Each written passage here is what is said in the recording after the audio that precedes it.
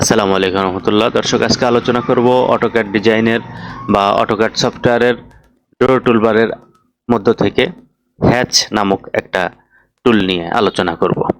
Hatch AutoCAD ডিজাইনে খুবই গুরুত্বপূর্ণ একটা কাজ। হ্যাচের কাজ শিখলে অনেক কিছুই সহজ হয়ে যায়। হ্যাচ এর কাজ না জানলে অটোক্যাডের কাজ অনেক কঠিন হয়ে যায়। যাই হোক, হ্যাচ এই বাটনে ক্লিক করলেও চালু হয় অথবা এইচ এন্টার দিলেও চালু হয়। এটা দিয়ে একটা নির্দিষ্ট এরিয়ার মধ্যে ইটের স্যাম্বল, কংক্রিটের স্যাম্বল বা ফিক্সড কালার বা এই জাতীয় কিছু দিতে পারি। তা নির্দিষ্ট এরিয়ার জন্য আমি একটা রেক্ট্যাঙ্গেল এঁকে নিই। মনে করি যে এই জায়গাটার ভিতরে আমি হ্যাচ কমান্ড অ্যাপ্লাই করব। কিবোর্ড থেকে সর্বপ্রথম এইচ লিখে এন্টার চাপ দিই। এন্টার চাপ দেওয়ার পরে এখানে প্যাটার্ন নামক একটা অপশন আসছে। এর ভিতরে ক্লিক করলে আমি বিভিন্ন ধরনের প্যাটার্নের নাম দেখতে পাই। কিন্তু প্যাটার্নের নাম দেখে আমি হয়তো বা খুব পরিষ্কার চিনতে পারছি না প্যাটার্নের নাম, যার কারণে আমি এই পাশের অপশনে ক্লিক করব। অপশনে ক্লিক করার পরে এখানে অনেকগুলো প্যাটার্ন আছে। পাশের ঘরে ক্লিক করলে প্যাটার্ন আছে, আদার এর মধ্যে ক্লিক করলে আরো অনেক প্যাটার্ন আছে, নিচের দিকে প্যাটার্ন আছে। কাস্টমসের ভিতরে তেমন কিছু নেই। তো এখান থেকে আমরা ধরলাম যে আমরা এই এই প্যাটার্নটা নিতে চাই। এখানে ক্লিক করে ওকে ক্লিক করব। এরপর অ্যাড পিক পয়েন্টের এই প্লাস পয়েন্টের এই ঘরে ক্লিক করতে হবে। করার পরে যে অংশে আমি হ্যাশ করতে চাই সেই ঘরের ভিতরে বা সেই এরিয়ার ভিতরে ক্লিক করতে হবে। যদি এরিয়া করা না থাকে তাহলে কিন্তু এই হ্যাশ কমান্ড নিবে না। ক্লিক করার পরে এন্টার দিয়ে ওকে ক্লিক করতে হবে। দেখা যাচ্ছে যে এখানে ইটের সিম্বল বসে গেছে বা ইটের ওয়ালের সিম্বল বসে গেছে।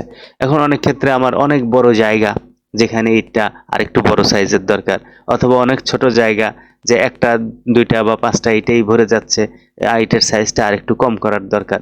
তাহলে কি করব? আমি এটারে ডিলিট করে দিই। এই শুধু হ্যাশটাকে ডিলিট করলাম, এরিয়াটাকে ডিলিট করলাম না। এখন আমি এই সিনটার অথবা এই হ্যাশ বাটনে ক্লিক করলাম। করার পরে এখানে আছে হলো স্কেল। স্কেলটা আমি যদি বাড়ায় দেই, ধরেন যে 3। এখন অ্যাড পিক পয়েন্ট এর মাঝে ক্লিক করে এন্টার চাপ দিয়ে আবার এন্টার বা ওকে করলাম। এখন 3 গুণ বড় হয়ে গেল।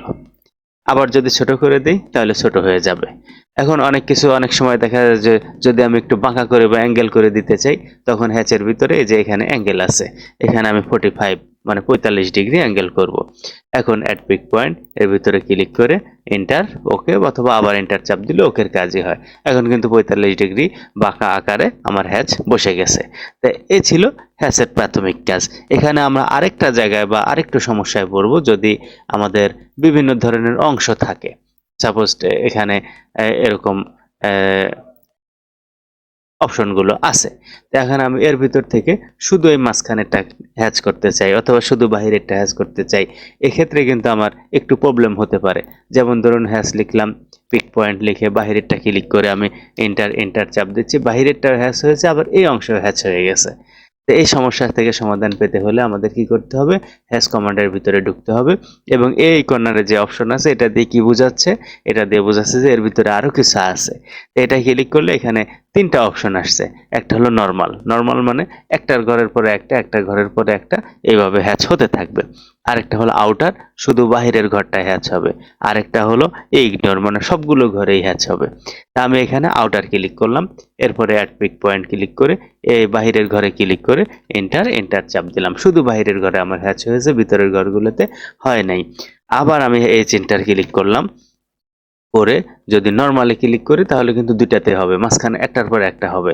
আর যদি ইগনোরে ক্লিক করে অ্যাড পিক পয়েন্ট ক্লিক করে বাহিরের ঘরে ক্লিক করলাম, করলে পরে সবগুলো ঘরেই কিন্তু হ্যাচ হয়ে গেছে একসাথে। ঘরের মতো ঘর রয়ে গেছে, এরিয়ার মতো এরিয়া রয়ে গেছে, কিন্তু সবগুলো ঘরেই হ্যাচ হয়ে গেছে।